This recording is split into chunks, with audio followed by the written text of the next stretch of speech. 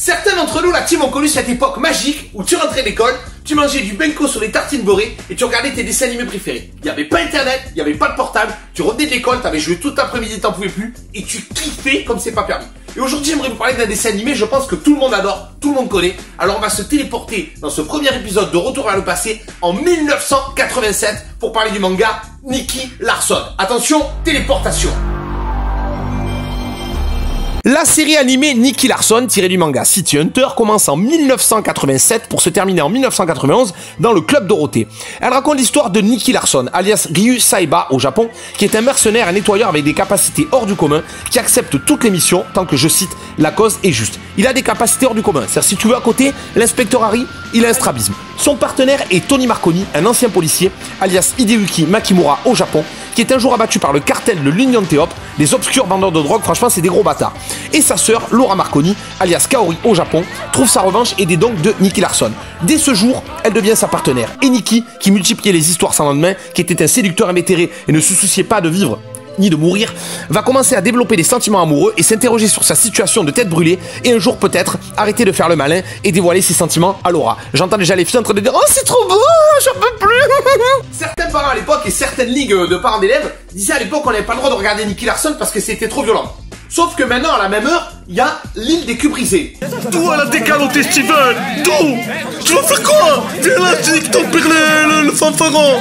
J'allais tout le temps chez l'épicier Robin en bas de chez moi pour acheter des bonbons. Il était super sympa, sauf que ses enfants, ils avaient pas le droit de regarder Nicky Larson. À chaque fois, il leur disait « Titi, je te préviens, la prochaine fois que tu regardes ces bêtises du dessin animé, on va te défoncer. Ta mère et moi, on va Nicky Larson. » Il y a un truc qui est hyper connu dans Nicky Larson. Même si tu connais pas, c'est obligé, tu connais ça. Le générique. Attention, karaoké. Wow, Nicky Larson, il envoie filer dans la nuit. C'est un assassin qui s'enfuit. Comme un éclair, il tourbillonne. Nicky Larson ne craint personne dans la chaleur de la nuit. Le mal est toujours puni. Mais par contre, excusez-moi. Le mal, parce qu'il dit le mal est toujours puni. Mais parce que j'ai vu qu'Isaac, il est toujours dehors. D'accord, je la coupe, sinon je vais te censurer. D'accord, ça va, d'accord, je me calme. Nicky est ce qu'on peut appeler un justicier. Quelqu'un qui a un fort sens de la justice, un sens aigu de ce qui est juste. Mais c'est vrai, il a quand même des défauts. Par exemple, il est un petit peu coureur de jupons, voire gros pervers. Sauf que sa meuf, enfin sa future meuf, elle va pas fouiller sur son Facebook parce qu'elle en a marre qu'il fricote à droite à gauche. Non, non, elle le défonce à coups de masse. Alors venez, je suis prête. C'est mon bébé, je suis à vous. Comment? Quoi? Me voilà. Je savais bien que tu essaierais de profiter d'une jeune fille sans défense. Je crois que je vais finir par la détester. Donc le mec se bat à main nue contre des mafieux assoiffés de sang, il les défonce à 1 contre 26, sa meuf lui met un coup sur la tête et il se calme. Ouais, non mais c'est crédible, ouais, bah c'est comme Tortue Ninja ou Mario Bros, tu sais c'est le plombier qui saute dans des tuyaux, bah j'en vois tous les jours, hein. Il mange des champignons, ouais. Ah si, je te jure, ça arrive. Hein. Alors là, la team, on en vient au moment qui va me faire un petit peu mal. C'est-à-dire qu'à la fois c'est drôle, mais à la fois ça me traumatise. Faut savoir qu'au Japon, la série est beaucoup plus sérieuse. Le ton est beaucoup plus dur. C'est beaucoup plus dramatique et intéressant. En France, comme ils trouvaient que c'était un petit peu violent, ils ont fait des doublages pour alléger un petit peu la violence. Mais, à mon avis, ils étaient passés à la Castellane avant. C'est pas possible, écoutez-moi ça. Quand tu dis beau-fille. Non, c'est pas vrai. Alors, tu voulais te débarrasser de moi, si j'ai bien entendu. Mais c'est pas vrai, c'est un cauchemar, mais je croyais que t'étais mort, toi. Tu vas voir, on ne me tue pas, moi, et je me venge toujours, tu le sais bien. À ton tour. Ah non, encore mort. Ah non, je l'ai fait exprès de dire que j'étais mort. Je veux dire, qui a doublé ça? Vous m'avez fait bobo, monsieur Larson. C'est bon, là? Nickel. Ça a cartonné, hein? Ah ben, c'est parce que ça, c'est mon talent d'acteur.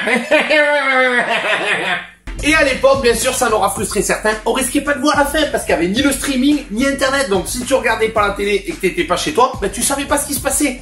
Et pour tous ceux qui voulaient le savoir, émotion.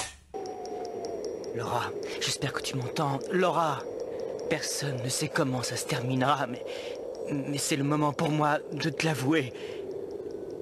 Je t'ai souvent fait pleurer, je le sais, mais c'est toi que j'aime. Oh, Nikki. Oh, Nikki.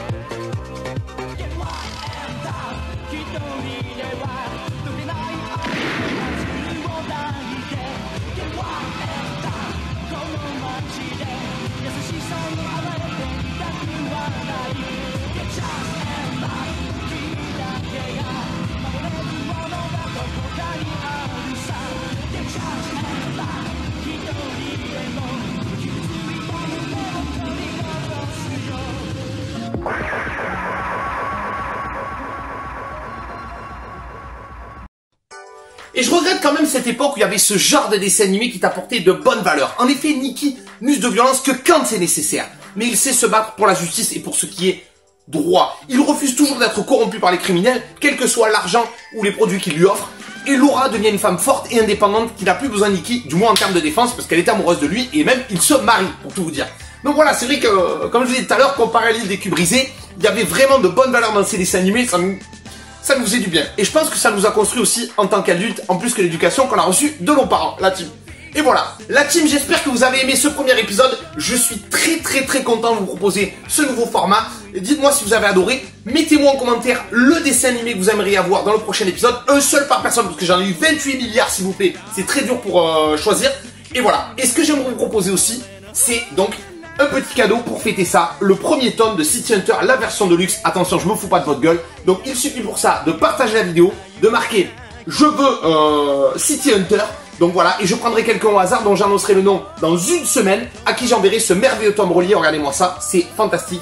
Donc il y a même des passages, je les ai pas tout de suite, mais en couleur. Voilà, le premier tome de Nicky Larson.